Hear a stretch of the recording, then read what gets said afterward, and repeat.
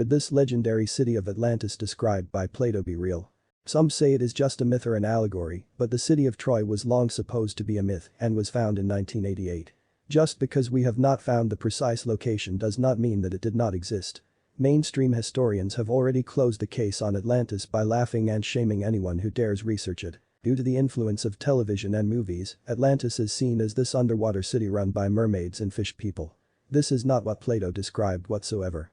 In this video we will explore Atlantis as described by Plato and determine if it was indeed possible for Atlantis to exist. Plato's account of Atlantis talks of a sophisticated organized seafaring culture located just beyond the Straits of Gibraltar. Atlantis had sophisticated canals to manage the water for farming. Advanced engineering techniques were implemented to control the water for growing, but also for baths and shipping.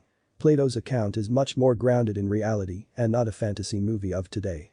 If we are to believe Plato's account of Atlantis, we must first learn where this information came from and if they are a reliable source. Plato claims in his dialogues Timaeus and Critias that he heard about Atlantis from his ancestor Solon, who in turn learned about it during a visit to Egypt.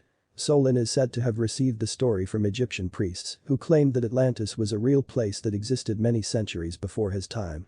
The priests supposedly passed down the story through their oral tradition, which Solon recorded and brought back to Athens. Solon was a very prominent and well-respected figure of the time, and his trip to Egypt is verified, so it is possible that this account from Solon is accurate. Perhaps I will make a video in the future about Solon's travels through Egypt and the things he saw. Plato describes Atlantis as an island empire with canals and walls ringing the capital, and around that was a larger island with fertile plains and mountains. In his account, he describes the island as having an infinite variety of birds and amazing numbers of quadrupeds, both tame and wild. Plato also mentions that Atlantis had a unique breed of horses, which were said to be larger and more beautiful than any other horses. According to his account, the people of Atlantis used these horses for chariot races and other contests. Atlantis was said to be a great seafaring civilization, and it had colonies in Africa. In fact, Plato says that Egypt itself was once a colony of Atlantis. In the center of Atlantis was said to be a great palace intricately designed and dedicated to the god of the sea, Poseidon.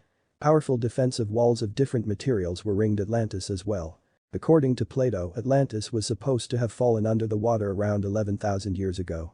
This is a big problem for many mainstream historians because they believe civilization did not begin until Mesopotamia in the Fertile Crescent thousands of years later.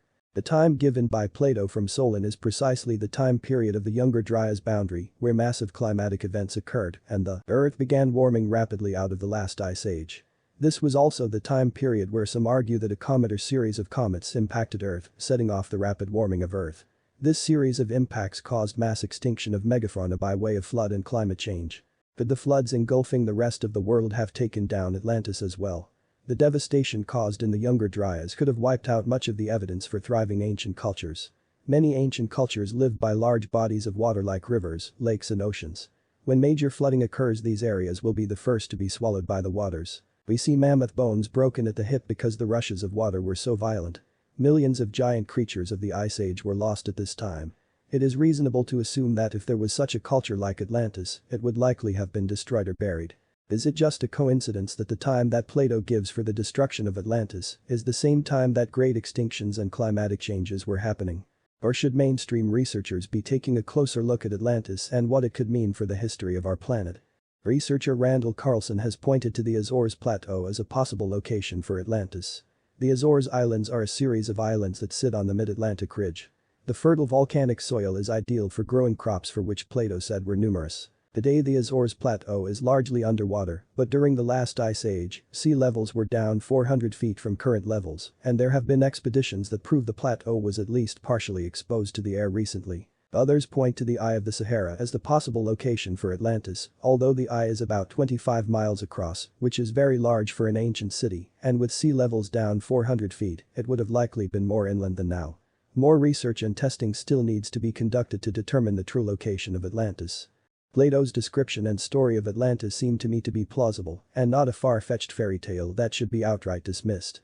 Sadly, if Atlantis was lost in the great cataclysm that Plato described, we may not find anything left from their once mighty civilization. However, the search goes on, and the case is definitely not closed.